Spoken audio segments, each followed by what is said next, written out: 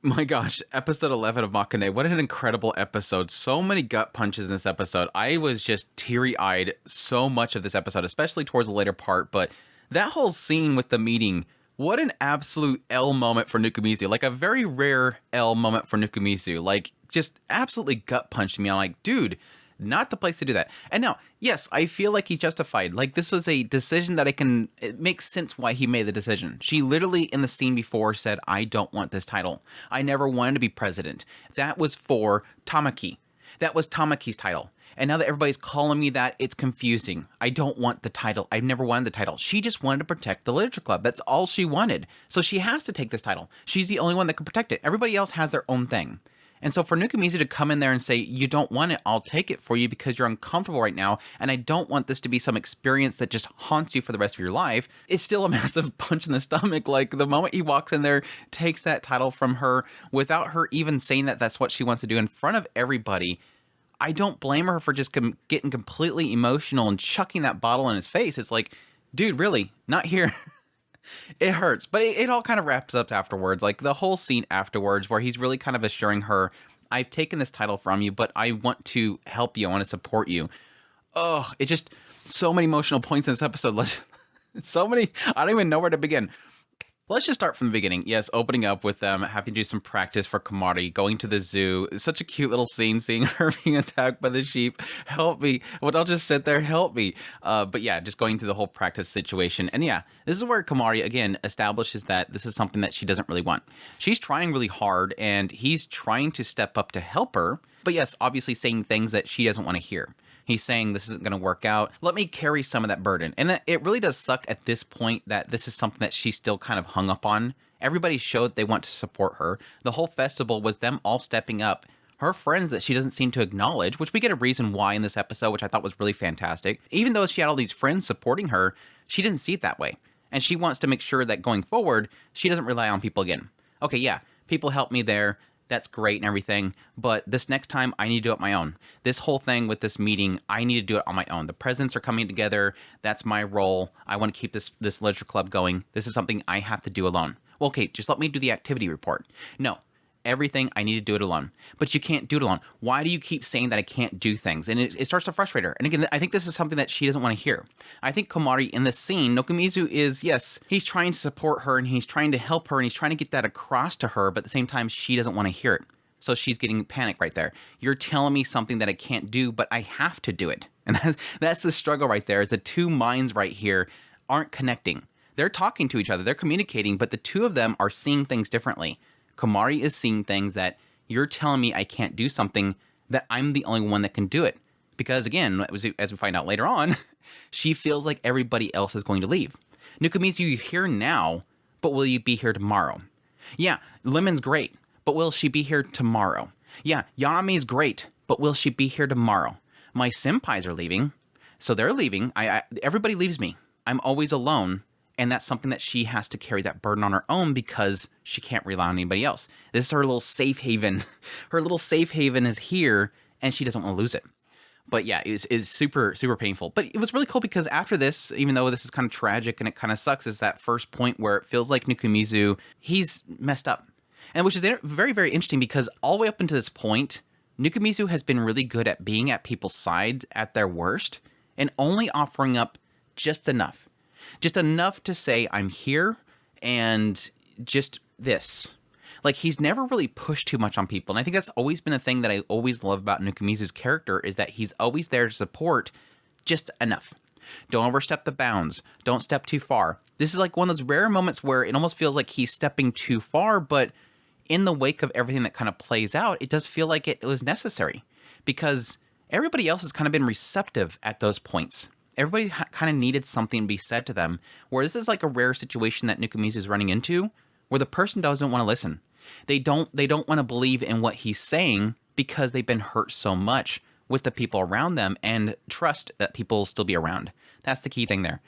When the whole storyline here for Komari is the fear of people leaving her, not necessarily like broken hearts where somebody fell in love with somebody else or they missed their opportunity. This is a case where Komari feels that people will keep leaving her. So for him to stand at her side and say, I'm here, let me support you, it doesn't work. This is a rare case where that's not going to work because, you're going to leave. Just like everybody, you're going to leave. But I did like the fact that after this, we, of course, have everybody's noticing that Nukumizu's not looking very good. And, of course, Yanami knows what's going on, and she's trying to say, okay, have you gone and talked to her or whatever? It is like a very rare Yanami W. This entire series has pretty much been Yanami on the sidelines going, hee hee, I'm eating snacks. Like, there's not a scene where she doesn't have snacks in this entire episode. There's not a scene where she doesn't have snacks in her hand, which I think is overall. I almost want to do like a super cut of the entire series, every scene with Yanami with food in her hands. The one scene that she doesn't have food in her hands, she steals it from Nukumizu. But no, she literally comes here and he's like, you're gonna have harsh words for me, whatever. You're gonna correct me. You think I did wrong or whatever. And she's like, no, that won't help anything. I do like what Yanami's doing here is almost the same as what Nukumizu does for everybody else. She's just there. She's just there to kind of give him that little bump that he needs. And she fully acknowledges that me sitting here kind of berating you with negativity isn't going to fix anything.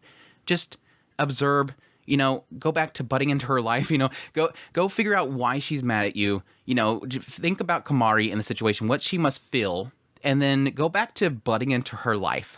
It's almost like again, it almost feels like Yanami's trying to push the two of them together. She's done that before in the previous episode. She's literally trying to get them to go to the festival together. She's trying to set the two of them up.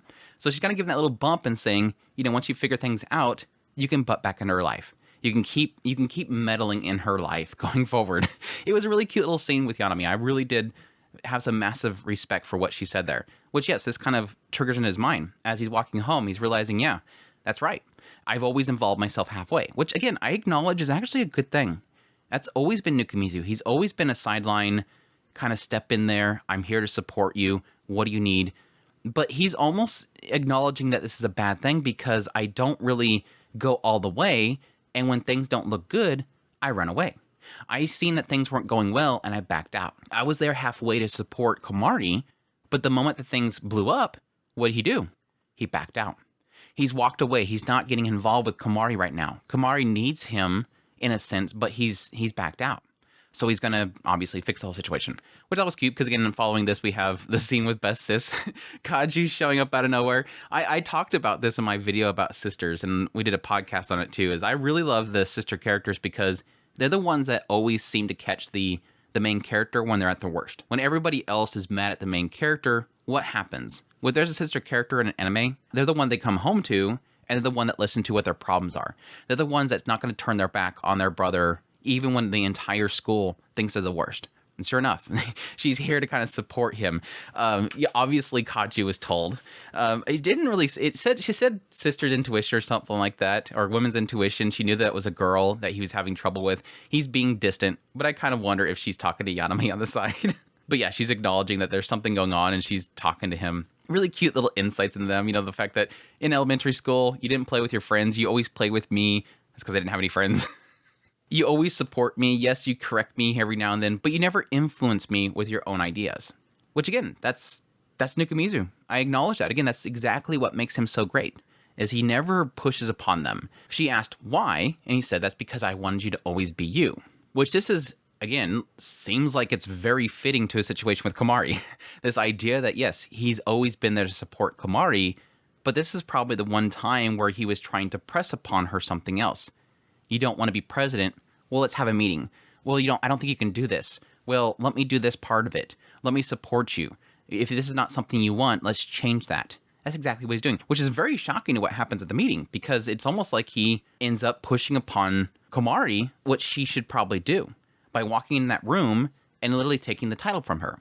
Which, again, I understand what he's doing there. He doesn't want her to be scarred by this experience for the rest of her life, which would probably happen with someone as timid as she is, but still. It was cute, though. I love the sister scene. She walks in, he's like, wait, how do you know it was a her? And she's like, walks in there, and she's this little bee, sticks her tongue out. It was super cute. But yes, again, the most painful scene in this episode, probably the most painful scene in the last year of anime, the president meeting where Komari is supposed to show up at. I think a little funny scene outside with, again, Yanami asking if they talk to each other, stealing the snacks, and then, yes, a random zombie Gyaru jump scare. Shikio was behind him just like groaning, and he turns around and she just walks up, no yelling in the hallway. She's so cute. But no, he asked her to support Komari, and then they go into the meeting itself, and yes, completely bombs. Komari completely bombs, which is kind of frustrating to me because it does seem like the room is receptive of Komari. I don't think that there's anything about being a president that requires you to be able to speak in front of people. It's not like they're going to shut down the club because she stutters, because she's difficult to talk in front of people. But there is obviously the aspect with this situation that she's not giving the report. The whole thing with the literature club right now is that they're not submitting reports and whatnot, and they need to do that in order to keep their club going. So her not giving the activity report, there's one side of this whole thing where it is, yes, she's failing to do what she sought out to do, which is to speak in front of this group and handle it herself. But additionally, the fact that not having an activity report shows her club's not doing things and they could get shut down.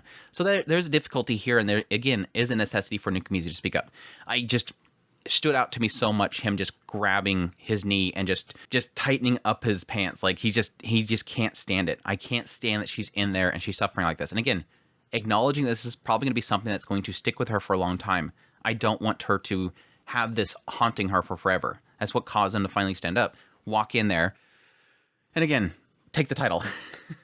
I'm the president. I was like, oh no, what are you doing? The moment he said that, I'm like, what are you doing? He should have gone in there as the vice president and said, hey, I'm here to do the activity report. I'm sorry, I'm late or whatever, and just do it. But no, again, he takes the title. And again, I understand why he's doing this. It really does feel like he is seeing this is something that she doesn't want. She said that she didn't want this. It's obviously something that's bothering her. Let me take it off her hands. She's not going to give it to me. I have to take it.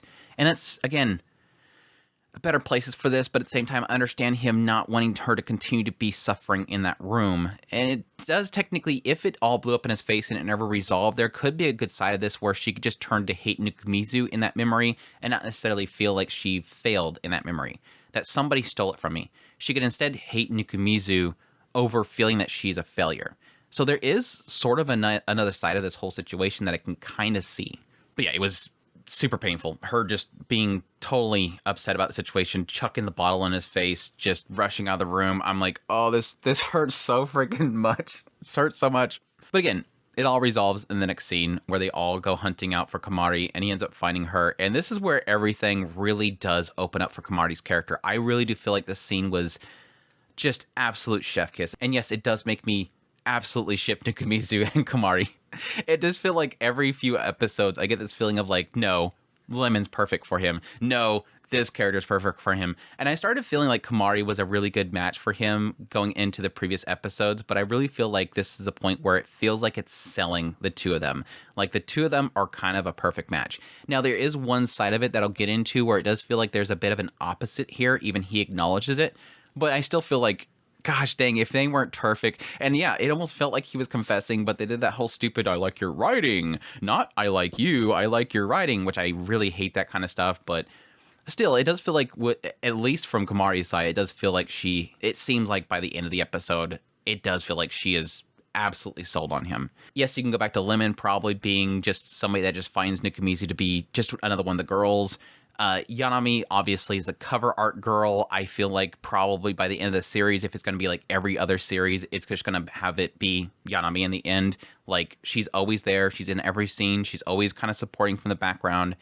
And at some point they fall in love. But I still feel like Komari is just a good match for him, especially again after this episode. But no, this scene was fantastic. Again, the earlier parts of this is, again, her not being able to express herself. She's mad. Why'd you do that to me? You took that from me. And then going into the text messaging, which she doesn't realize is the group chat, where she divulges everything. I like how he kind of puts it into words and the idea that, you know, she's always like very mean and gruff and always embarrassed. But right here, she's divulging everything. She's just pouring everything out. When I joined April, it was really fun, but I was scared every day about being alone once my senpais graduate. Now there's 4 first years. Right here, she's acknowledging, yes, I have friends. Finally, yes, there's all these individuals that are in the club. I am not alone. But this clarifies everything. At least for me, she's afraid they're all going to disappear. You all have your own thing. Lemon has the club. Yanami is super popular. Nukumizu, you don't even want to be here. Everybody around me, I have new friends in the club, but everybody's going to leave eventually. I have to protect it. It's my job. It's me alone. Again, like I was mentioning earlier, it really is, I have to do this because I can't always rely on you people because you're not going to be here always. I've already lost my senpais. How long are you going to be here? Again, it's that feeling of she's always scared and feeling helpless. She finally found a place to belong to, and she's afraid of losing it. That's why she alone has to do it. It was, again, a big, massive, eye-opening moment. But yeah, it almost felt like right here, it just feels like Nukumizu's like falling in love with her too, because he's talking about how she's always grumpy and whenever she's nervous, but she grabs my sleeve. She reads my stories while she's munching on cheap bread. She gives me feedback. She's always supporting me. But then she gets the message of, you're going to abandon me anyways. Stop pretending to be nice to me. It's like, oh gosh, dude. I'm like, right here, it's just hitting me. The tears are rolling right here. They're just rolling out. And then he steps out there and says, I like you. I like your writing. I like you, don't go anywhere. You're so great or whatever. It's like, oh, just really, dude. Really, dude. We're going to do that. And it was really shocking because, yes, when he admits that he likes her and doesn't want her to go anywhere and that he'll always support her, he texts her that he's going to always be here. She looked like she was going to say something. I don't know. I don't think that she would confess or anything like at that moment. Unfortunately, Lemon interrupts it, but I don't really feel like at that moment she would want to confess back to him. But I do think that she'd probably want to say that she likes him too or something like that, or thank you or something like that.